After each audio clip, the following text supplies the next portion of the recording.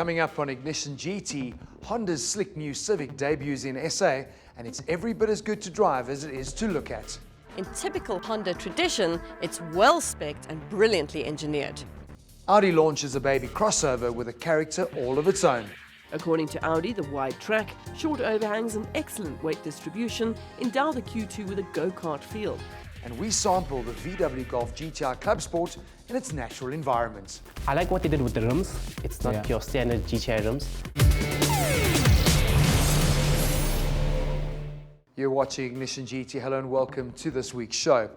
With car sales in South Africa at their lowest since 2009, many manufacturers will be scratching their heads and thinking, how are we going to sell more? How can we box clever, even more so than usual, I guess. For some, it's a case of adding more models, new products, new derivatives perhaps, filling all the gaps that they can and fill every possible need with their model lineup.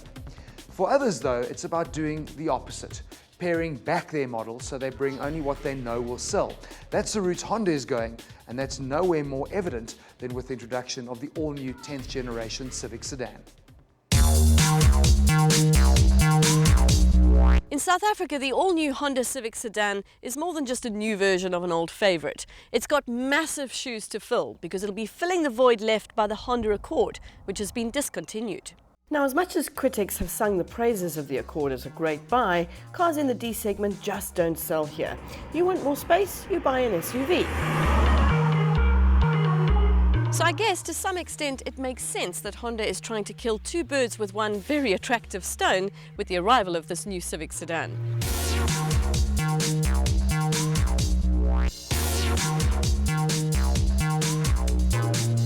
It's wider, taller and lower than the outgoing Civic, and this 1.5 Sport model we're driving boasts all the right bits to make it deserving of its name.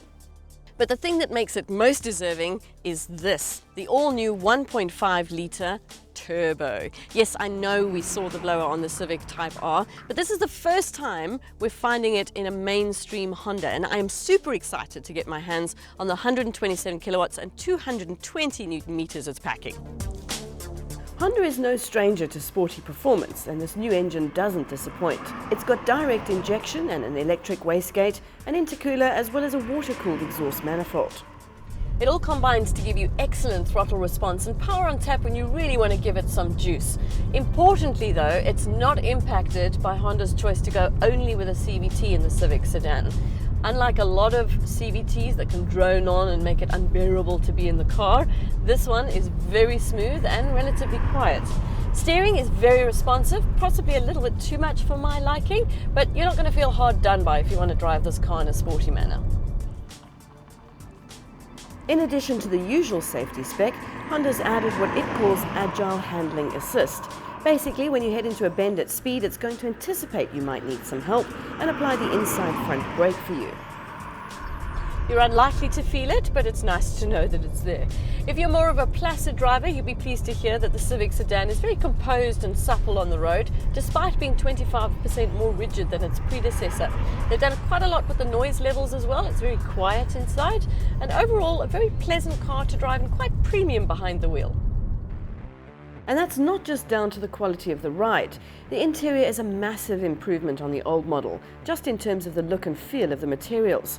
Honda's made it more ergonomically friendly to the driver by adding more play in the seat adjustments and lowering the driving position. And that gets rid of that common problem where you can't see the instruments for the steering wheel. But what I really wanted to show you was in the back here, because it is humongous. And this is where Honda's really come up trumps with the Civic sedan when it comes to crossing between that C and D segment. There is so much space and the seats are so comfortable, like really squishy comfortable. Up front, Honda's kept the digital display and done some tidying up around the instrument cluster. The 7-inch touchscreen is user-friendly and overall it's fairly uncluttered. Two very cool features to note. Firstly, look Ma, no hands.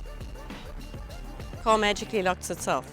The second thing is if we unlock and lock it again, hold down this button on your key fob for a couple of seconds and quite magically the car starts itself. Voila! New Civic is on an all-new platform that we'll be seeing on the next generation CR-V and other Hondas in future, and that's quite exciting. There's very little to fault on this car. In fact, the only thing that bothered me was that at 430,000 Rand, I'd kind of like auto seat adjustments. Yes, I said 430,000 Rand. Now, while you pick your jaw up off the floor, while you consider paying that for a Honda Civic sedan, let me remind you that it does cross two segments. It's bigger than a Jetta or a Focus, and it's more in line with the size of the first generation Honda Accord. Also, in typical Honda tradition, it's well spec'd and brilliantly engineered. The range starts at a more reasonable 330,000 Rand for the old 1.8 engine Comfort model, and topping it out is a 460,000 Rand executive spec with bells and whistles like sat-nav and the like. I like this, and I think with no diesel and no manual, Honda's obviously pretty clear about what it is they're selling. A spacious family sedan with a sporty coach and a quality feel. I do worry that it's a little bit too expensive for the old Civic sedan buyer and not quite premium enough to compete with a 3 Series buyer. That's a badge issue that the Accord never managed to crack. We're sad to see it go, but if anything can fill its shoes, this can.